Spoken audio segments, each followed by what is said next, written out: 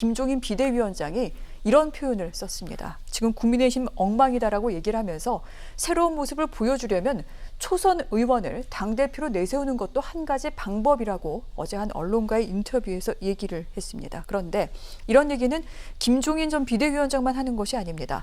서병수 의원 같은 경우 5선 중진, PK, 친박 핵심이기도 한데 차기 당대표 자신 나가지 않겠다. 젊은 미래 세대에게 힘을 실어줘야 된다. 이렇게 얘기하기도 했는데 자, 이런 부분은 차기 당권 판세에 어떤 영향이 있을까요? 나름의 의미는 있죠. 서병수 의원 같은 경우는 부산시장도 역임을 했었고 또 PK 지역의 중진이기 때문에 중진들이 물러나자 이 흐름을 만들 수 있다면 상당한 의미가 있지 않을까 싶습니다. 지금 사실 여권에서 선거 참패에도 불구하고 친문 색채가 강한 분들이 원내대표나 당대표 경선에 유력 주자로 거론되고 있지 않습니까? 그런데 오히려 선거에서 이긴 국민의힘이 먼저 초선 카드를 깜짝 내밀다면 그리고 영남에서 탈피한 지역적으로도 수도권이나 충청권의 무게중심이 옮겨진다면 많은 국민들에게 훨씬 더 신선하게 다가가게 될 겁니다. 네. 그러나 현재까지 감지되는 분위기만으로는 이 서병수 의원의 이 불출마 선언이 다른 중진들에게 큰 영향은 못 끼치고 있는 것 같아요. 그래서 과연 이 움직임이 다른 영남 출신 중진 의원들에게도 연결이 옮겨 붙어서 정말 이번에는 초선들이 혁신하는 판을 한번 만들어주자. 우리는 한번 빠져주자. 이런 분위기가 될지 안 될지는 조금 더 시간을 가지고 지켜봐야 될 것 같고요. 개인적인 전망으로는 그럴 가능성은 상당히 낮다고 생각을 하고 결과적으로는 이제 중진 의원 그룹에서 당대표가 나오게 될 것 같은데 그나마 영남이 아닌 비영남 출신의 당대표를 뽑아야 된다. 이 정도의 목소리만이라도 국민의힘이 지도부 차원에서 귀를 기울인다면 이번에 만약 더불어민주당 같은 경우는 금요일에 원내대표 경선이 있죠. 거기서 윤호중 의원이 원내대표 당선되면 이건 도로 친문당 되는 건 아니냐는 이야기가 또 나올 겁니다. 거기에 비해서는 진일보했다는 평가를 받을 수 있을 것 같습니다. 네. 그런데 이 같은 부분은 사실은 장해찬 평론가에도 희망사항이 될 수도 있습니다. 왜냐하면 지금 당권 경쟁이 매우 치열한데 어제도 저희가 말씀을 드렸습니다만 지금 이쪽 그 국민의힘 내에서는 이제 지역 정당은 탈피하자라는 말이 초선 의원들 사이에서 나오고 있습니다. 그렇기 때문에 당 대표 등등도 초선이 좀 맡았으면 좋겠다라는 얘기 당 내에서도 나오고 있는데 어떻습니까? 교수님 가능할까요? 가능성은 낮죠. 네. 그렇게 봐요. 뭐 선언적으로 그렇게 얘기할 수는 있지만 대표를 초선이 맡는 경우는 뭐 전혀 불가능하다고 제가 말씀드릴 수는 없지만 가능성 측면에서 보면 상당히 좀 희박한 상황이다 이렇게 보여져요. 그러니까 뭐 선언적으로 초선이나 젊은 세대가 적극적으로 나서야 된다 이렇게 얘기를 할 수 있는데 실제 그러면 국회의원들이나 아니면 당원들이 과연 초선을 대표로 뽑을 수 있을까? 그 부분은 조금 저는 어렵지 않겠나는 개인적인 생각이 있습니다. 다만 중요한 건 뭐 예컨대 영남 출신이 좀 배제되면 좋겠다. 이건 저는 동의해요. 그런 부분들이 너무 어느 지역에 편중된 정당의 모습을 보여줬고 그런 부분들 때문에 비판을 많이 받았으니 그런 부분들을 배제하고 그러면 다른 분을 뽑자. 이건 저는 가능하다고 보거든요. 그래서 초선 의원은 젊은 세대나 아니면 초선 의원들이 예컨대 뭐 최고위원이나 이런데 그 지도부에 좀 더 많이 들어오게 하는 방법은 충분히 가능할 것 같지만 대표를 초선이 맡는 경우는 조금 어려울 것 같고 다른 방식으로 초선들이 좀 더 많이 뭐 의견이나 또는 생각이나 또 이런 것들을 낼 수 있는 구조를 만드는 거 이런 시스템을 만드는 게 더 필요하지 않겠나 현실적으로 그런 생각이 들고 아까 말씀드린 것처럼 영남 중심의 정당의 모습을 좀 탈피하려는 시도를 하는 것은 긍정적으로 받을 수 있는 방법이라는 생각이 듭니다. 네.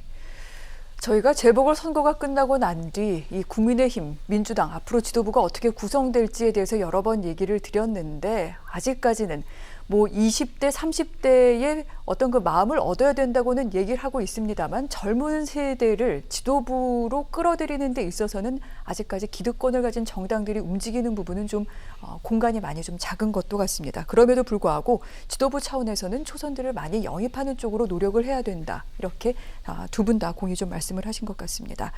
자, 야권 얘기를 하고 있는데 윤석열 전 총장과 더불어 빼놓지 않고 거론되는 인물이 김종인 전 비대위원장입니다. 김종인 전 비대위원장 분명히 대선 가도에서 무언가 역할을 하지 않을까 이런 관측이 많이 나오는데 바로 지난주까지만 해도 이 재보궐선거 승리를 이끌어냈던 국민의힘에 대해서 상당히 날선 비판을 거세게 쏟아내고 있습니다.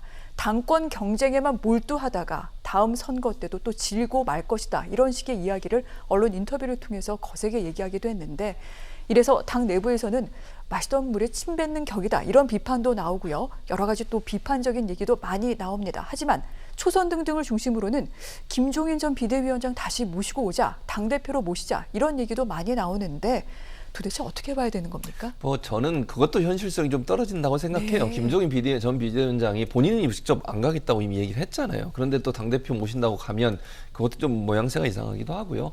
또 중진들이나 뭐 기존에 김종인 전 비대위원장이 계실 때도 사실 당내에 좀 비판적인 입장을 갖고 계신 분들이 좀 있었거든요. 근데 그분들 입장에서 지금 김종인 전 비대위원장의 발언을 들어보면 네. 상당히 국민의힘 입장에서는 불쾌할 수 있는 여러 가지 발언들을 내놓고 있는 상황이거든요. 물론 뭐 개혁을 위해서 그렇게 말씀하실 수도 있지만 그런 상황에서 이분을 다시 대표로 모신다? 제가 볼 때는 조금 현실성은 떨어진다고 봅니다. 다만 이제 국민의힘이 앞으로 새로운 대표를 중심으로 어떻게 갈지는 두고 봐야 되는데 대권 경쟁 과정에서 필요하다면 다시 러브콜을 던질 가능성은 저는 있다고 봐요. 김종인 전 비대위원장에게.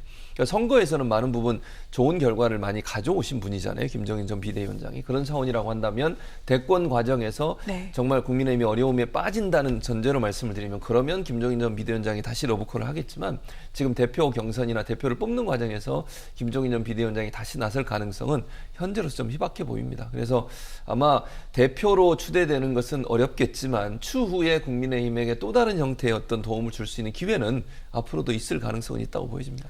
국민의힘에서는 그러한데 근데 교수님, 김종인 비대위원장의 사실 그 속마음은 무엇일까요? 저는 제가 볼 때는 그래요. 일단 제 개인적인 생각입니다. 이것도 윤석열 전 총장을 중심으로 해서 대선에서 일정 부분 좀 역할을 하고 싶은 마음이 있으신 것 같아요. 네. 다만 아까도 말씀드렸지만 윤석열 전 총장이 그러면 국민의힘에 들어갈 거냐 아니냐는 아직은 결정할 수 있는 상황이 아니거든요. 그런 상황이라면 김종인 전 비대위원장이 이렇게 자꾸 쓴소리를 하는 이유 중에 하나가 저는 국민의힘이 바뀌어야 된다는 것의 메시지라고 생각해요. 그러니까 지금 사실 뭐 대표로 거론되는 분들이 예전에 이제 했던 분들이고 이분들을 가지고는 과연 국민의힘이 바뀔 수 있을 거냐에 대한 김종인 전 비대위원장의 비판이라고 저는 보거든요. 그래야 국민의힘과 함께 할 수 있다. 이런 메시지라고도 저는 들려요, 사실은. 그러니까 김종인 전 비대위원장 입장에서는 윤석열 전 총장을 중심으로 해서 대권의 승리를 하겠다는 어떤 목표를 갖고 계신 것 같고 국민의힘에 가기 위해서라도 국민의힘이 내부적으로 변화된 모습을 보이라고 하는 지속적인 어떤 비판? 뭐 이렇게 저는 보이거든요. 그래서 김종인 전 비대위원장 입장에서 국민의힘이 다시 지금 본인이 나온 이후에 예전의 모습으로 돌아가려는 시도가 보이는 것에 대한 비판적 입장이고 그래야 국민의힘에 다시 들어가서 함께 할 수 있다고 하는 메시지도 함께 포함된 게 아닌가 하는 생각이 듭니다. 알겠습니다. 저희가 정치인의 말은 그 말 하나만으로 저희가 알 수 있는 것이 아니라 이렇게 뒷배경과 행간까지 읽어야 되는 부분이 있는데 하나하나 좀 자세히 설명을 해드리도록 하겠습니다. 그리고 국민의힘 지금 말씀드린 대로 당권 경쟁이 치열한 가운데 주호영 원내대표, 지금 당대표 권한대행 그리고 정진석 의원 2명 다 5선이고요. 또한 각각 대표 주자이기도 합니다. 이 당 대표 자리를 놓고 지금 경쟁이 치열하다 얘기 나오고 있는데 단일화해야 된다라는 그런 압박도 많고요. 2명이 지금 따로 만나서 얘기를 한다 이런 얘기도 많이 나옵니다. 평론가님 어떻게 될 것 같습니까? 그런데 당내 주요 후보들끼리의 단일화가 저는 왜 문제인지는 잘 모르겠어요. 네. 예를 들면 다 출마했을 때 가장 유력한 후보는 주호영 원내대표가 맞거든요. 그건 아무도 부인을 못할 겁니다. 그런데 주호영 원내대표도 고민이 깊은 게 본인이 이미 지난 1년 동안 원내대표를 했고 TK 출신 정치인이잖아요. 네. 그러면 이번 대선을 준비하는 과정에서 아까 초선 이야기도 했지만 지역적으로는 비영남이 되면 어떻게 했느냐는 목소리들이 많은 게 사실이기 때문에 그럼 내가 안 나왔을 때 내가 출마하지 않았을 때 누가 가장 적임자인가?